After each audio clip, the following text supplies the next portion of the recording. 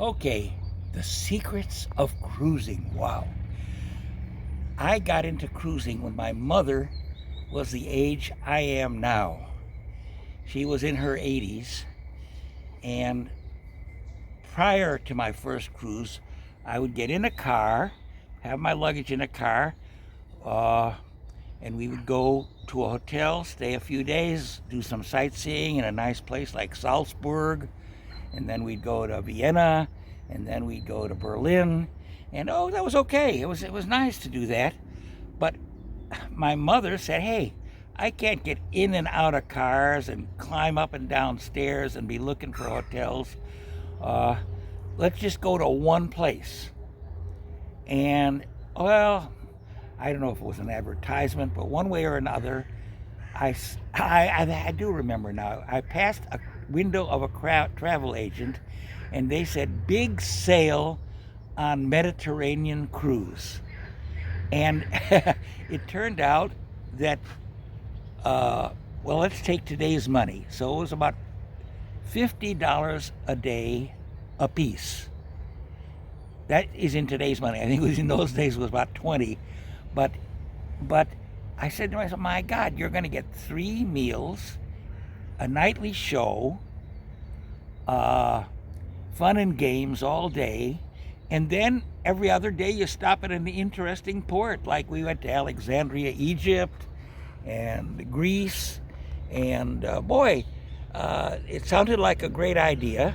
And so I took my mom on this cruise, and boy, it was like a floating hotel at about half the price that we'd pay for a hotel and meals and all that sort of thing. So that was how I got introduced to cruises.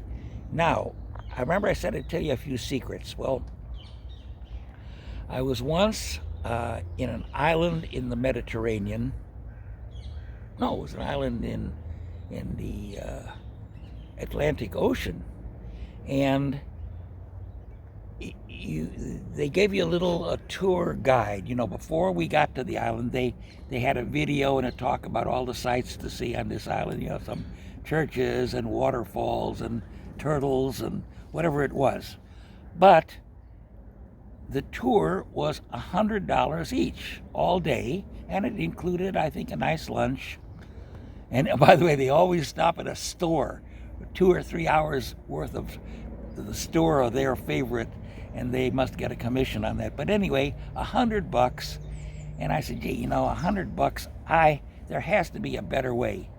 So I decided not to take the $100 tour, and we got off the boat. This time I'm with my true love, not with my mom. This is 30 years later. And we saw a public bus going by. And in that particular island, it was a country. They had their own currency. Let's call it the ding dong. And of course, I didn't have any ding dongs. So I got on the bus with my true love, and the bus driver looked at us kind of funny, because we were a different color than most people on that bus and most people on that island. And we were obviously tourists. But strangely enough, the guy spoke a little English. And I said to him, hey, we don't have the bus fare, but I do have a US dollar bill. And he looks at it, and I saw he wasn't too approved. I said, $2 bills. And I gave him the $2, and he smiled, and he put the $2 in his pocket, and we're off on this bus. Now, the funny thing is, the bus went all around the island. Every single stop that I'd seen in the preview on the boat, this this bus stopped there, and he gave us a little chit chat. Oh, this is the Baptist church, and whatever it was, the police station, and whatever the sites were. He gave us a little chit chat, and then we got back and got off the bus about 3 hours later after the tour of the whole island. $2 instead of 200. How about that? So the secret is don't always take, in fact, don't ever take the official tours You can almost always make a deal with a local cab driver, or in our case, we're so cheap we took public buses very often. And in many cities, there's this get on, get off bus that's a good deal, and you plug in some earphones and it gives you a spiel about the stops. Okay, so one of the secrets of cruising is one is it's a floating hotel. It's a good deal. Oh, and we always get an inside cabin. Why? Because the inside cabin, we average about $40 a night per person, while in the outside cabin it's more like $75 to $150 a person. And so, as soon as we get up in the morning, we go out, we have a nice breakfast in the buffet restaurant, and we're out all day, and we come back at night. So what do I care if I have a view in a terrace? In fact, there's always a pool for tanning and for swimming, and there's the clubs at night where you see a show, always free, and most of these boats have like specialty restaurants, so that if you don't like the food in their 7 or 8 restaurants that are free, you can go to a specialty restaurant, and it's more expensive, but really good. So once in a great while, if I feel like splurging, I'll go for a $20 meal in the expensive restaurant. But normally I'll just stick with the other one. Oh, a little warning.